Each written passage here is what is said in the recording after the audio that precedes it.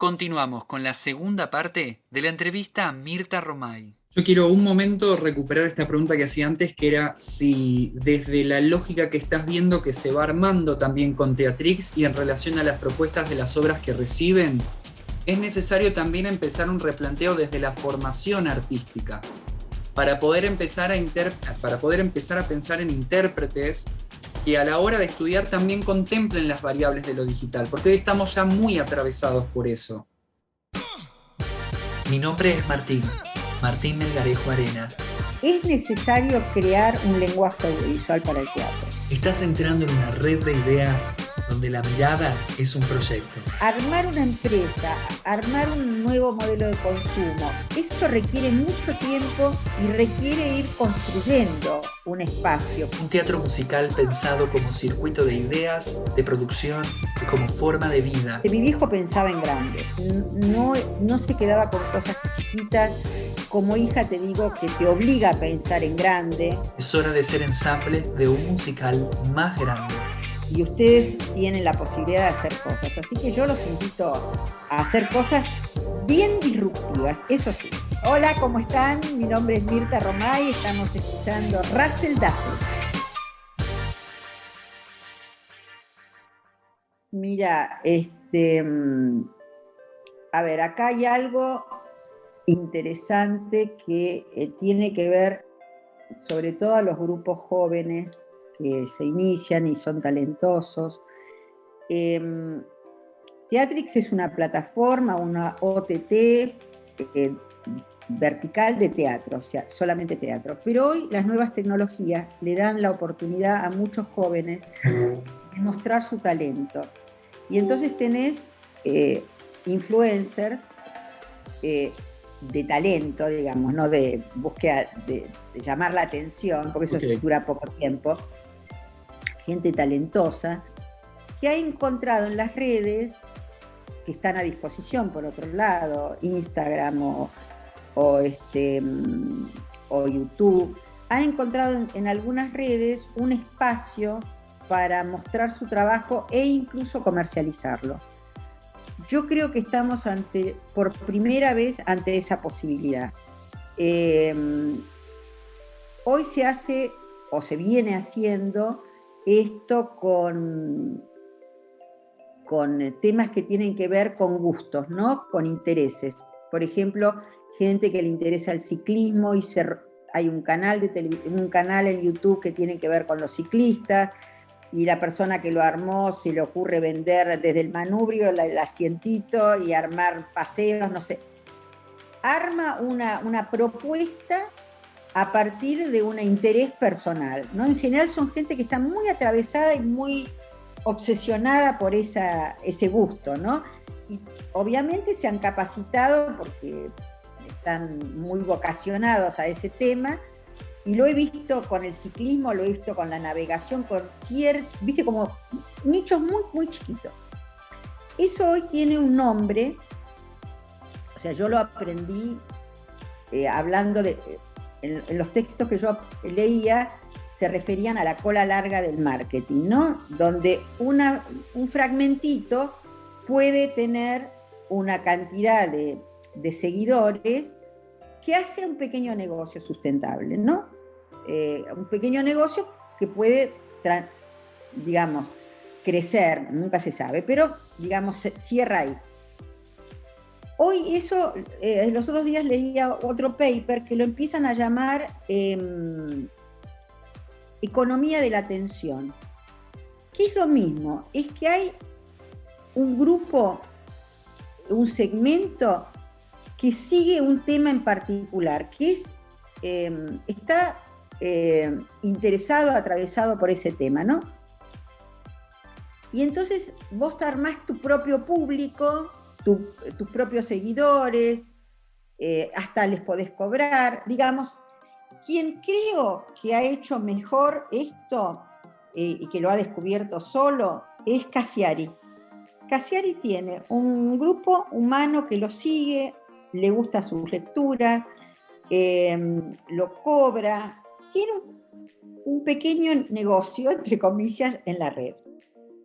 eso se está viendo, pero ya desde hace bastante, no es nuevo, con distintos formatos. Pero como muchas de estas tecnologías han salido a donde vos te podés suscribir económicamente, muchos tienen estos pequeños negocios, o no tan pequeños en algunos casos, que lo hacen con herramientas muy sencillas. En ese sentido, lo que vos preguntás es, sí, hay que entender estas nuevas tecnologías, hay que entenderlas.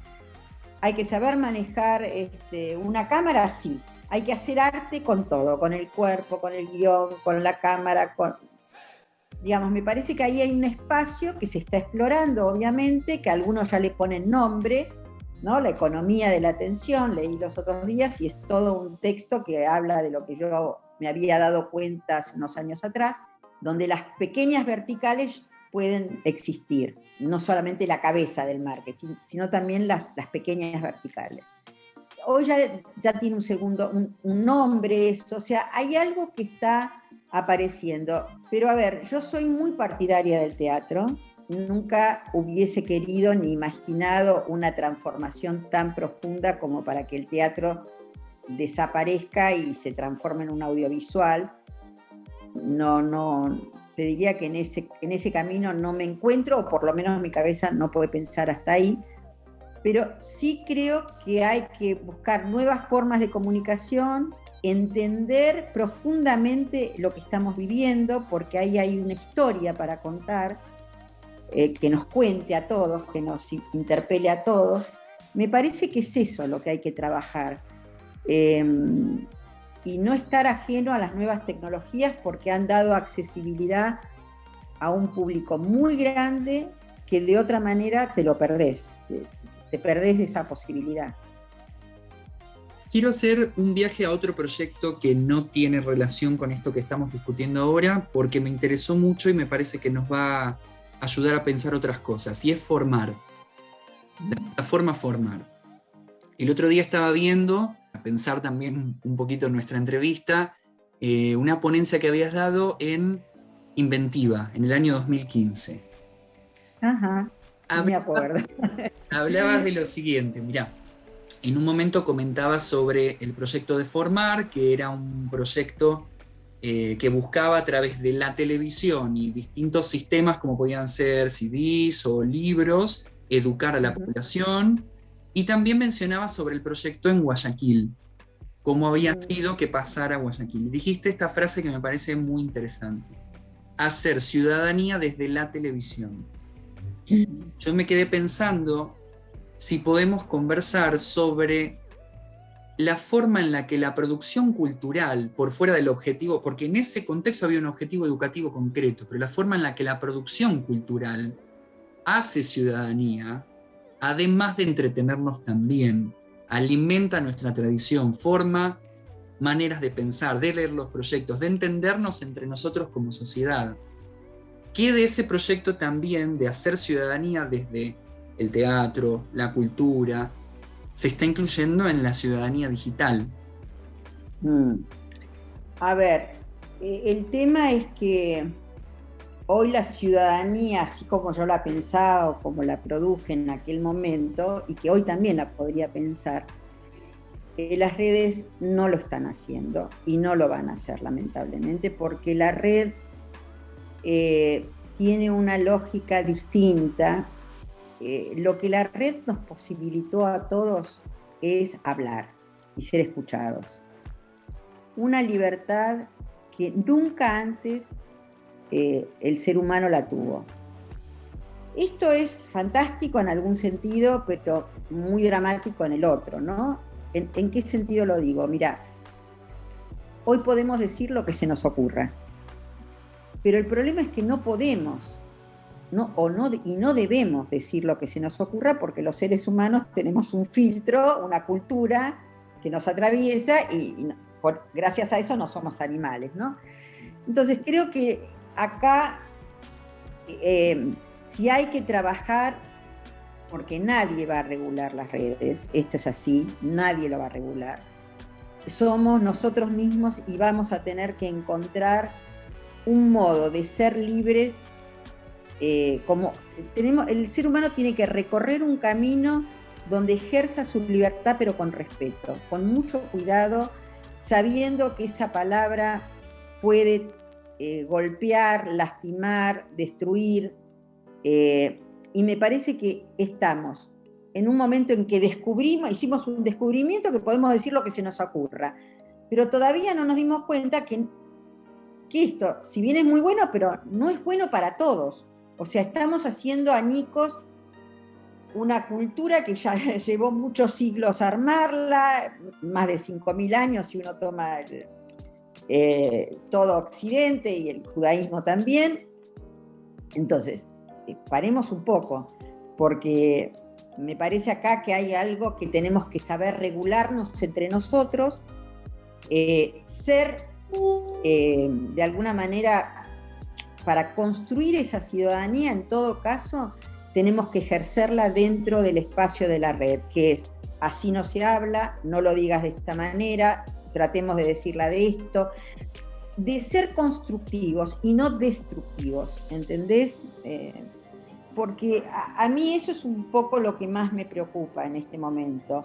Aquella ciudadanía que yo trabajé, lamentablemente los medios con los que yo lo hice, que era la televisión abierta, ya no están, ya hay muy poca gente.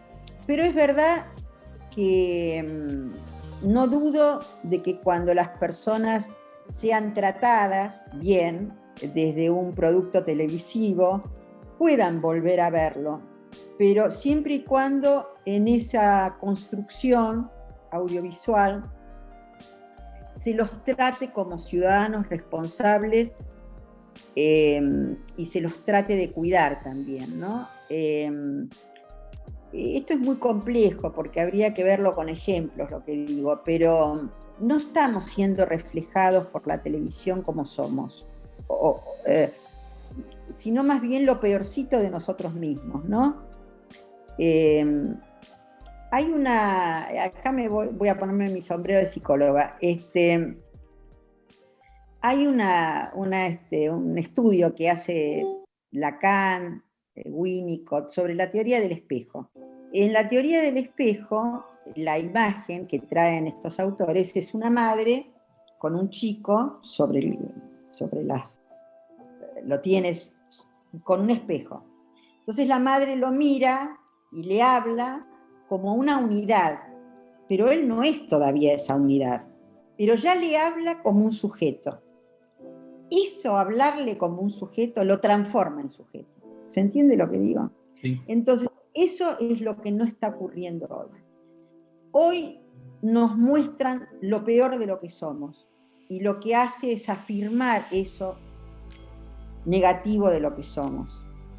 Y no hay una mirada de alguien que te vea como algo que podés ser a futuro, digamos, qué talento, no, yo te podría decir a vos, che, me encanta lo que haces, qué talento, te afirmo en eso y te construyo al mismo tiempo.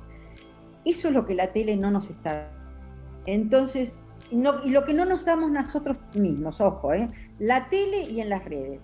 O sea, estamos, digamos, como ciudadanos, estamos siendo muy maltratados por nosotros mismos, por el otro, y no tenemos un espacio para construirnos, para cuidarnos, para respetarnos, para hablar bien de nosotros, ¿no? Eso a mí me preocupa mucho en este momento. Es una cosa que me preocupa. De hecho, a mí nunca me llamarían para hacer ninguno de mis programas educativos, ni alguien me escucharía tampoco, porque es como que estamos circulando por otra dimensión. Es así. Yo con el teatro trato de poner un granito de arena. Nunca pensé que el teatro filmado, que alguna vez imaginé, podía hoy ser casi, te diría, una resistencia al lenguaje, una resistencia a lo más, digamos, a lo más central del ser humano, ¿no? Pero creo que también a Teatrix hay que verla así. Hay que verla como un defensor del lenguaje, como un defensor de de lo humano, de la expresión artística. Digo, si uno mira lo que estamos viviendo, ¿no? Agudizado además por la pandemia.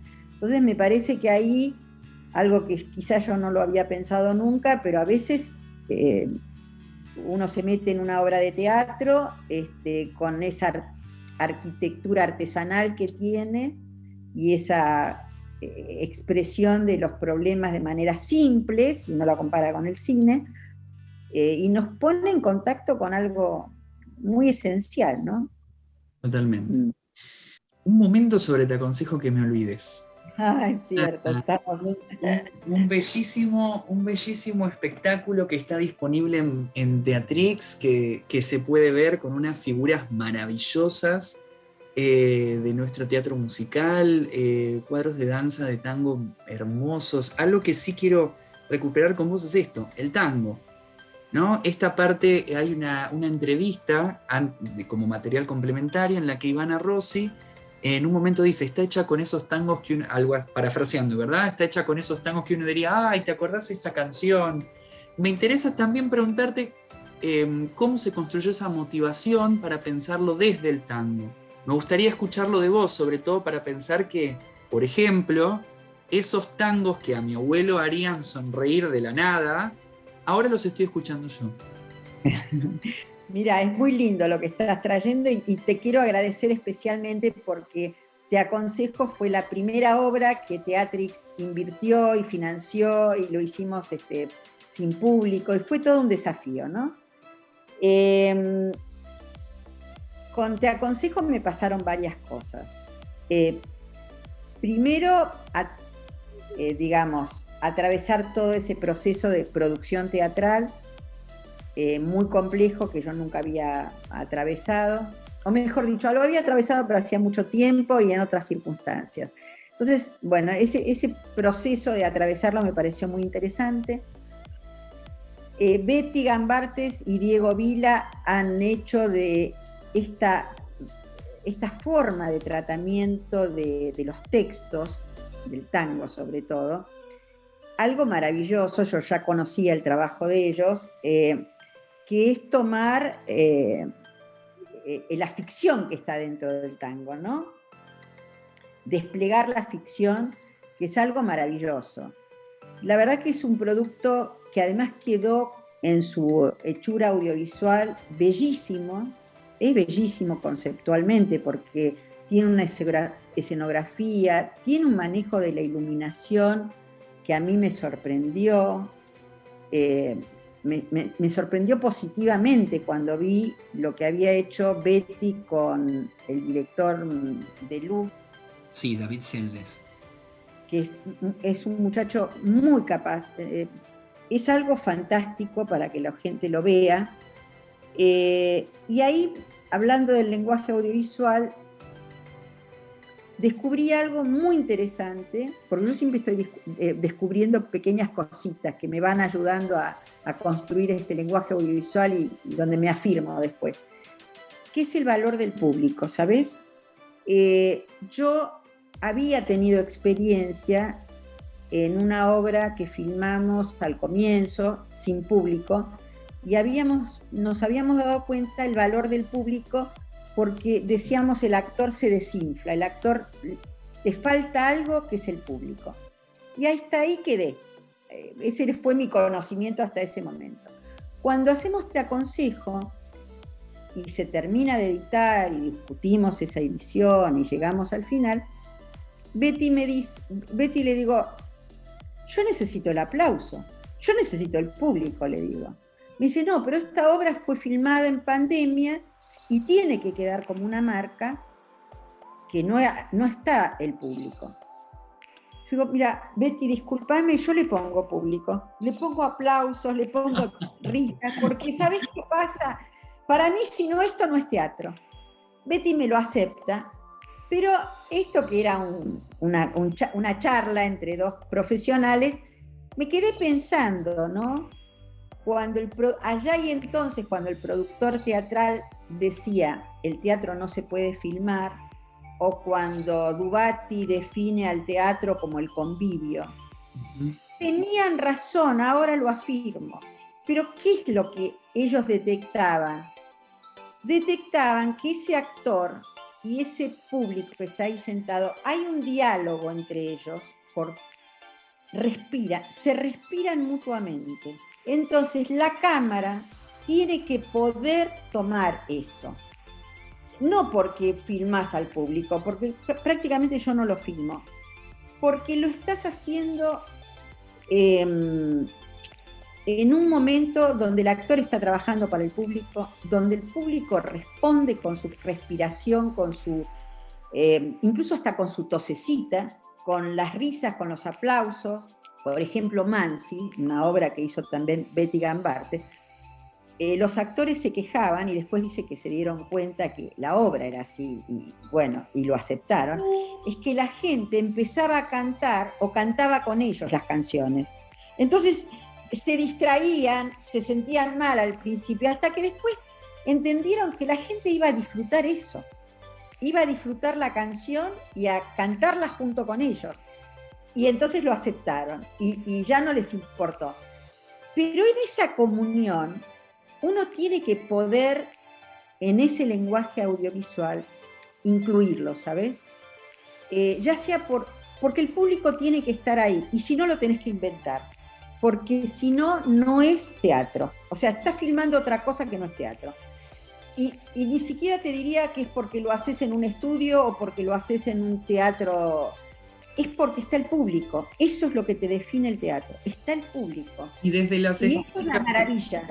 Y pensando esto desde las estéticas, yo me quiero quedar con el valor del tango, porque estamos viendo cómo en realidad muchas producciones lo están recuperando también.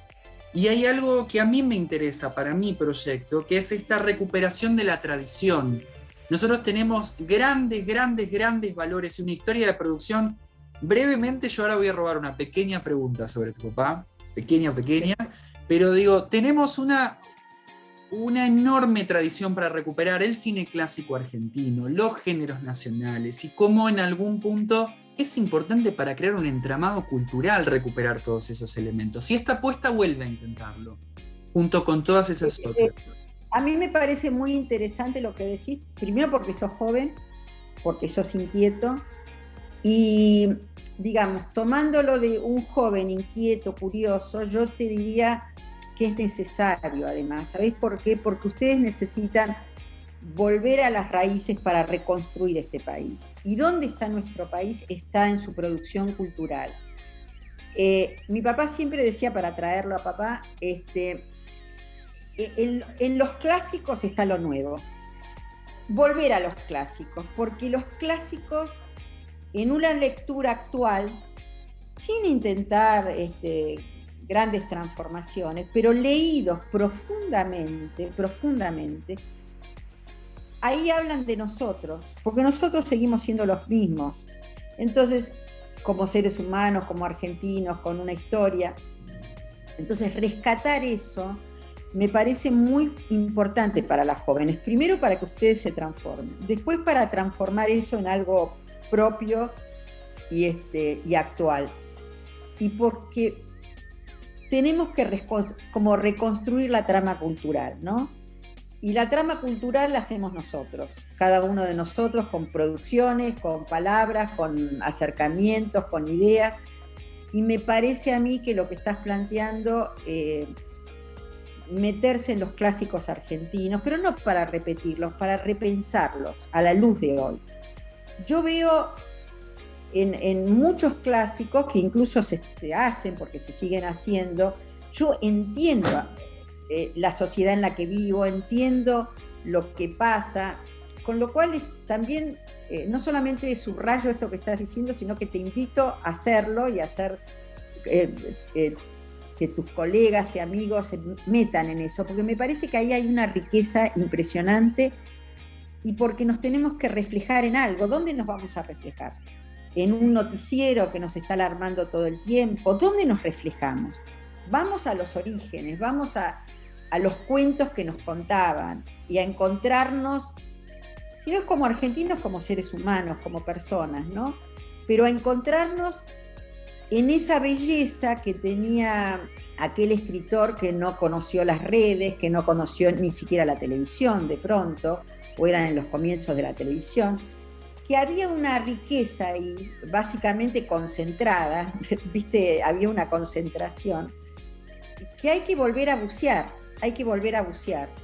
en esos textos y dejar que la cabeza repiense todo eso y lo recree con gente joven. La verdad es que me parece que ahí los aplaudo y los estimularía a que lo hagan, ¿no? Porque me parece que va por ahí la cosa. Me gustaría, recién hablábamos de Alejandro Romay, y yo en algún punto quiero una mirada, cuanto vos nos permitas, un poco más desde esa experiencia tuya con él, que es pensar esto. Para el género del musical fue un gran productor también, no solamente por su tradición en la televisión, y estaba pensando, porque podemos acceder a sus memorias, a distintas entrevistas, quizás más en la mirada. ¿Alguna anécdota o alguna mirada que vos hayas sintetizado con el tiempo, que vos notabas que a él como productor le inquietaba, que a él como productor lo llevaba a obsesionarse con esto en los proyectos como para poder crear eso que después fueron sus proyectos y por lo que es recordado como el productor que es para nuestro país? Él era un gran hacedor. No sé si te lo puedo sintetizar, pero era un hombre que hacía y no paraba.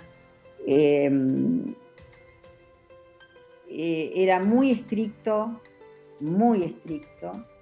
En teatro especialmente era un tipo obsesivo absolutamente, muy obsesivo. Quería lo mejor.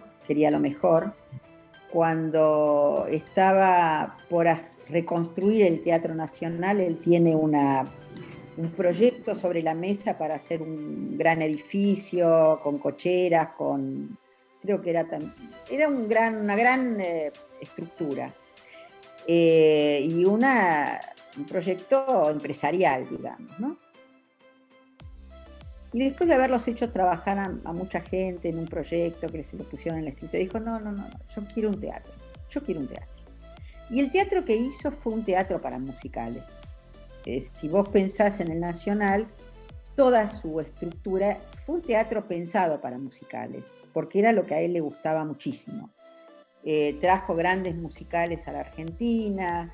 Es un hombre que en ese sentido miraba a Buenos Aires como un gran centro de producción teatral, ¿no? de toda la región. No sé, mi viejo pensaba en grande. Era un tipo que no se quedaba con cosas chiquitas, no se quedaba en lo tibio.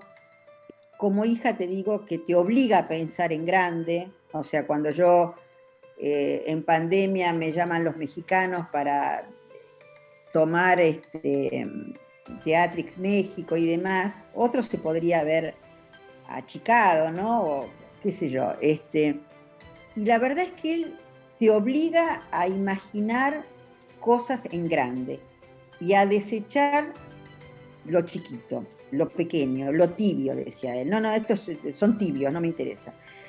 Era un tipo que se jugaba a lo grande porque entendía que, qué sé yo, mucha gente que trabajó con él, por ejemplo, bueno, de sintética nada, pero por lo que veo no puedo sintetizar pero nada. Bienvenidísimo. Pero me acuerdo que mucha gente que trabajaba con él y como productor esperaban que achique la cantidad de bailarines, ¿no?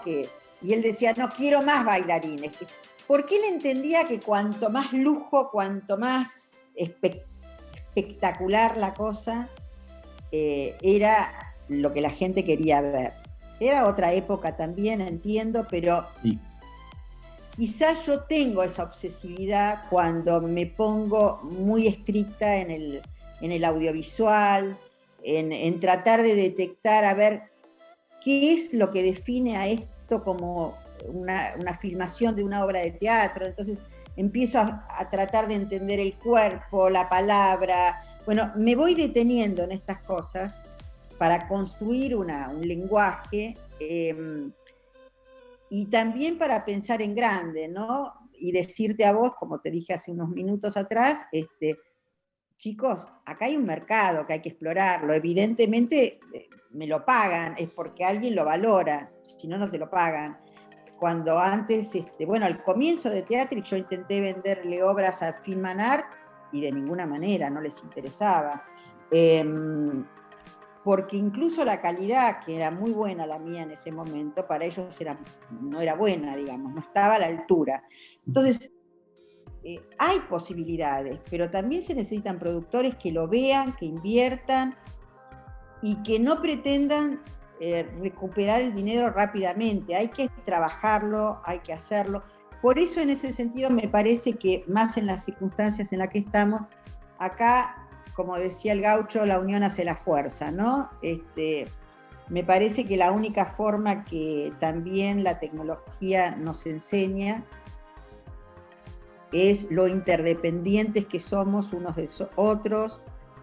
Creo que también eso nos está diciendo la tecnología y que nos tenemos que unir en un proyecto común, porque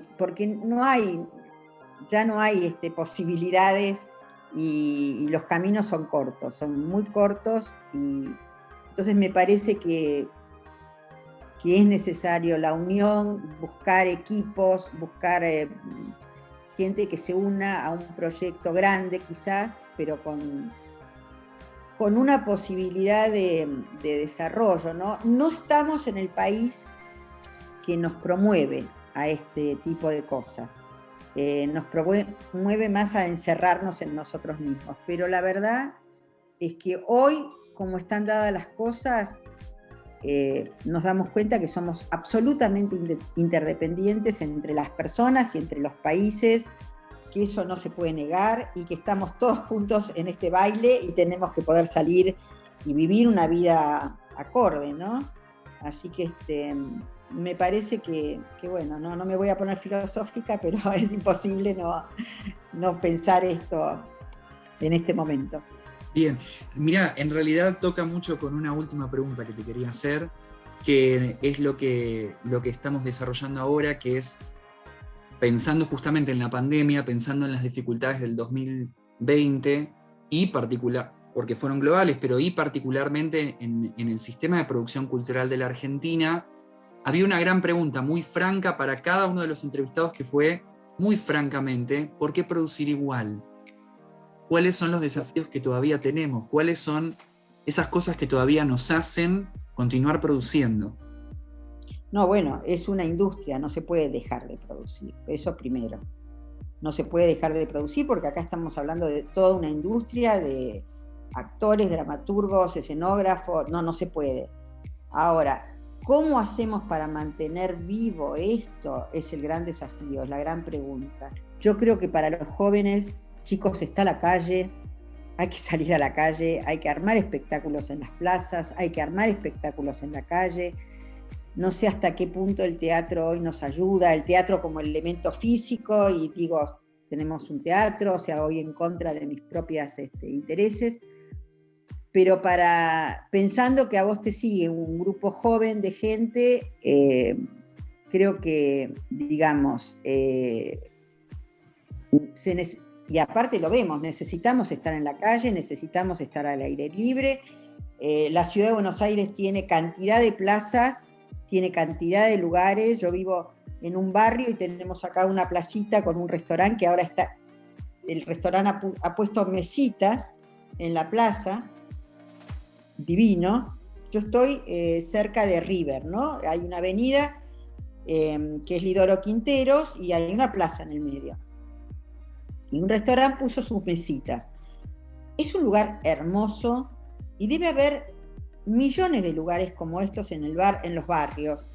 Hay que hacer espectáculos, hay que ir a las plazas, hay que ir a la calle y pasar la gorra mientras tanto, pero no podemos no explorar la dramaturgia, no explorar fragmentos, desde sentarse en una mesa y hacer un show, que todo el mundo se sorprenda, che, ¿qué pasa en esa mesa? Y son dos actores, y después saluden. O sea, hay que inventar. Pero inventar porque nadie nos dice que no podemos estar en la calle. En la calle podemos estar, en las plazas podemos estar, y ustedes tienen la posibilidad de hacer cosas. Así que yo los invito a hacer cosas bien disruptivas, eso sí. Hoy hay que ir a buscarle la atención a la gente, y entonces la disrupción, lo sorprendente, lo que hay que inventarlo, y hay que ser cara dura y poder hacerlo, y decirlo, bueno, me pongo a hacer esta escena en este lugar, o saco estos instrumentos en este lugar y me juego. Me parece que hay que apoyarse en el talento, en el estudio. Creo que si algo te quiero dejar también, si tienes un grupo joven, es que hay que estudiar mucho porque la competencia es muy fuerte y todos buscamos un ratito de atención de esa persona, y ese ratito de atención está peleada por muchos, así que nada, básicamente y hacer las cosas bien, que sean atractivas, que sean divertidas, que estén ensayadas, que estén cuidadas, que estén discutidas. Me parece que eso es lo que termina valiendo, ¿no? Bien. Mirta, muchas gracias de verdad por este tiempo. La verdad es que fue muy valioso conversar con vos hoy. Así que bueno, yo te despido acá. Nosotros continuamos con los siguientes capítulos del podcast. Te esperamos la semana que viene. Gracias. Bueno, muchísimas gracias. Hasta luego. Chao, chao.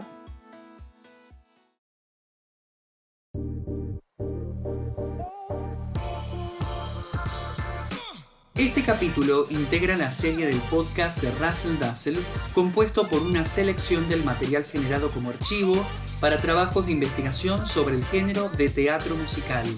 La invitada de hoy es Mirta Román y entrevistó Martín Melgarejo Arena. Recordá que la música que escuchaste se usa con licencias de Creative Commons y podés consultar su información de derechos en el detalle de la publicación. En el mismo lugar hallarás toda la información de fuentes que se hubiesen mencionado. Por cualquier duda, recordá que podés escribirme a rasldaslargentina@gmail.com.